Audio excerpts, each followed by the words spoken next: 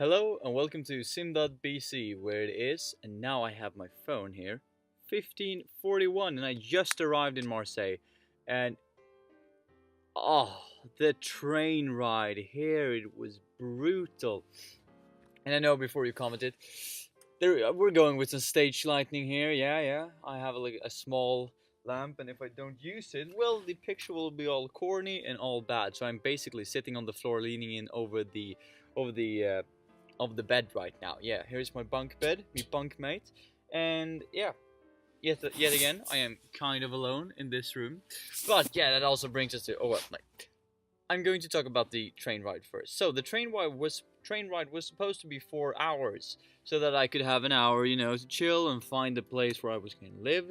This place, and all good, all that. But we unfortunately had a bit of a technical problem, which is, it's standard when you're going with train that there should be some kind of technical problem.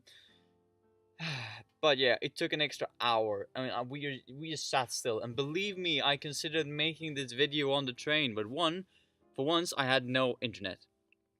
Yeah, I don't understand. Maybe it's a luxury we have in Sweden, but I'm quite used to or not all the, but most of the, so let's say, the sophisticated and modern trains having Wi-Fi, which is kind of a big deal for me. Not a big deal, that sounds weird, but something I'm used to at least, and we don't have it here. So, well, what can you do? And then I thought about why not record this, just a recording. It doesn't need internet.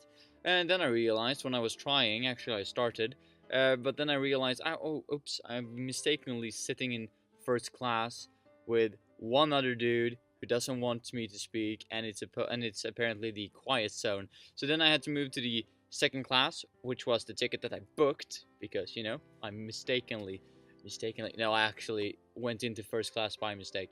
uh, Looked like the biggest tourist ever, just taking photos out of the windows of the French landscape and all of that. All good, all fine. It was quite funny for me. I bet it was kind of weird for him that someone riding first class was also such a tourist, so it was wrong. So I moved into second class, and there were just people everywhere. I couldn't record there, wouldn't work. I even considered going into the bathroom at one point and record there, but well, they were small and weird, and wouldn't be great, wouldn't be good, should say. So here we are, and well, I arrived here. I'm kind of pleased with the service so far, and I'm kind of pleased with the room I've gotten.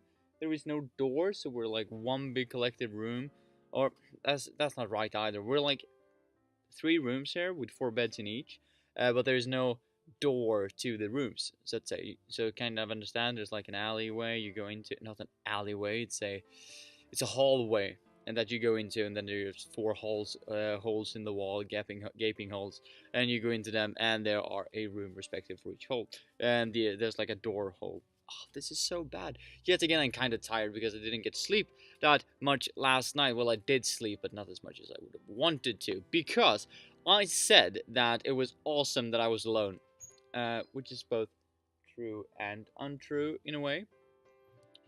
But and if you wonder why I was looking, it was because someone came in to clean the bathroom here. Yeah, it was kind of nice to think I was going to be alone, but kind of weird in a way, because you're on this trip and you live at hostels because of the cultural experience, the cultural exchange, the cultural clashes, all of that, all good, all fine, all dandy. But I thought I wasn't going to get anyone, which was also kind of good, because then I had paid 20 euros for a very nice room in central Toulouse. Anyway, it wasn't the case. It turned out that there came two Spanish guys, one who didn't speak English, and one French guy who didn't speak English at all. So with the French guy, I was able to practice my French, and with the two Spanish dudes, well, I was talking to one of them, and he was translating to the other one, who was from Argentina, so he wasn't Spanish, but he talked Spanish. Uh, so it was kind of nice. It was kind of good. It was kind of fun, actually, to see this exchange, let's say, between all of us trying to communicate as a group. Where the French, I knew some French, but not all. So the French guy had to talk to me. I had to translate his words to the Spanish guy in front of me, who then had to translate that into Spanish to the Argentinian guy. So it was quite funny, the entire exchange. But the guy from Argentina was 37, and he snored. So That's a bit of a problem. I guess that's something that always happens at hostels. There's there's always one who snores, but you know, you got to deal with what you got to deal with the hand you're dealt, so to say. You got to play with that hand. So, but it was overall nice, and I know that I touched upon that the internet was kind of nice at the time that I was recording yesterday. Not at all the case. I mean, I had a download speed of 5 megabits, but I had an upload speed of like zero point 0.1 megabit per second. It sucked. So I tried to like upload a video casually, and then I talked to me brother on the phone, and me dad and me mom, and then I checked back in, was like about 30 minutes later, and it had uploaded like 100 megabits, and I was like 100 megabytes, and I was like, you piece of why? Anyway, as I said, you're playing with the hand that you're dealt, so it was kind of nice overall. Well, so I kind of had to move because the maid was coming in and doing all the bets, but now I'm not having the stage lighting anymore. Yay, and a sweet little cat on that side. Well, anyway, so what was I talking about? I was probably talking about the idea that I wasn't alone. Yeah, exactly. Which was kind of nice in a way, but yeah, the dude from Argentina, he kept snoring, which was kind of a pain in the butt, I'd say.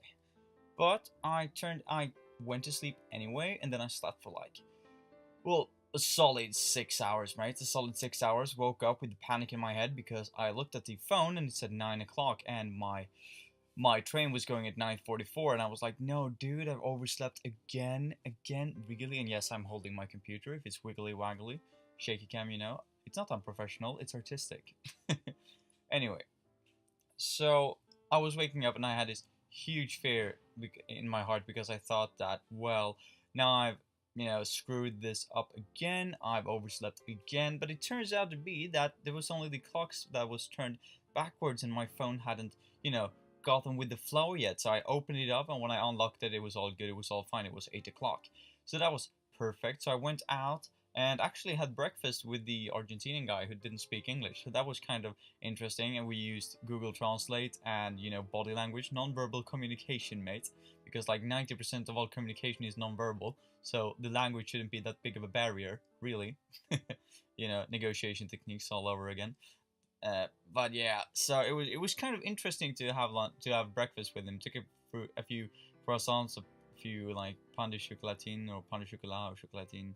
Probably depends on where you are in France, how you say that, but it's basically is bread with chocolate. It was kind of nice, and then some freshly pressed orange juice. Anyway, it doesn't really matter. What matters is that when I got up from that breakfast, or went away to go to the train, and I had plenty of time, I realized, as I was thinking about, oh, how nice that it wasn't 9 o'clock this morning. Oh God, I'm so blessed. And then I realized I still had the hotel's key in my pocket. Yeah. So I had to run back to the hostel. Almost. I met the Argentinian guy who was going to stay another night at the hostel. So I just gave the keys to him because I was like halfway to the train, and then I ran back, and I was like 100 yards away from the hostel, and I saw the guy, and I was like, can you please give the keys to the hostel so that I can run to the train? And then I ran to the train, and I was so close about running to the wrong state, like the wrong place, because Google Maps had two different stations in Toulouse, which it showed, and I was running towards the wrong one that was under renovation or something. I don't know why it showed me it. It was wrong anyway, because I was asking someone, because when I was close, it said like, oh, go into this back alley, and I was like, I don't remember going through a back alley on my way into Toulouse. So I asked someone, and they were like, no, you're going totally the wrong direction. Not totally wrong, but like still wrong. So they pointed me in the right direction. I ran that way, and I managed to catch the train like 5 minutes before it left. It was crazy the amounts of stress I was feeling there this morning. But it all turned out great, and now I'm in Marseille, even though I had to stop for that 1 hour with the train because of the technical issues or difficulties. But disregarding that, still a good trip. I'm still fine. I'm still happy about it all. And I'm here in one piece, and I will try to see some of the attractions. I have already seen a lot of stuff here, actually, or not a lot of stuff, but like some of the street markets. I've seen the port. or the docks rather, however you want to say it. And I've seen the church already, and I've seen the actually just seeing the train station is kind of a big deal here because it's amazing. It's really pretty. It's nice. And then they have this huge main street going away from the leading down from the train station down to Marseille, to the city center. And it was all good all night. And I also had to, I also got to try the VR, virtual reality, the Oculus Rift, which was kind of amazing actually. And I know I've seen so many reviewers saying that, oh, the Oculus Rift is so much better than the, the Gear VR, and the Oculus Rift and the Vive is in completely different, in a completely different ballpark when it comes to VR. But I honestly didn't see that much of a difference between the Oculus Rift and the Samsung Gear VR as I'm having with my Samsung. So,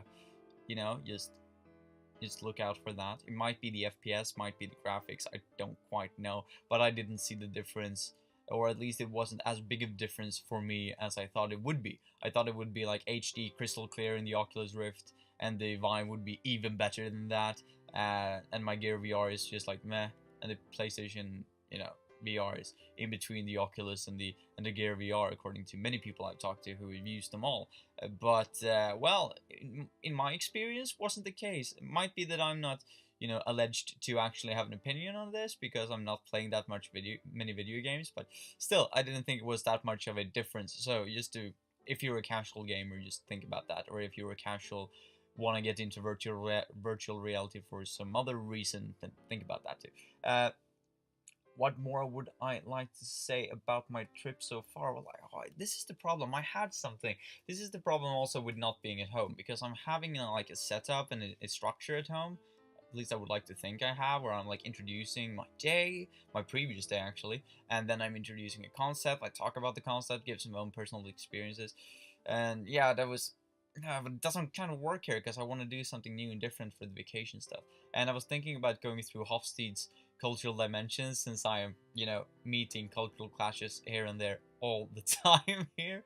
But yeah, I will probably save that from when I get home, or to when I get home, and then I will use some personal examples from the trip probably, or from my trips, where I will try to, connect those with Hofstede's different dimensions. So that's kind of including to business and management.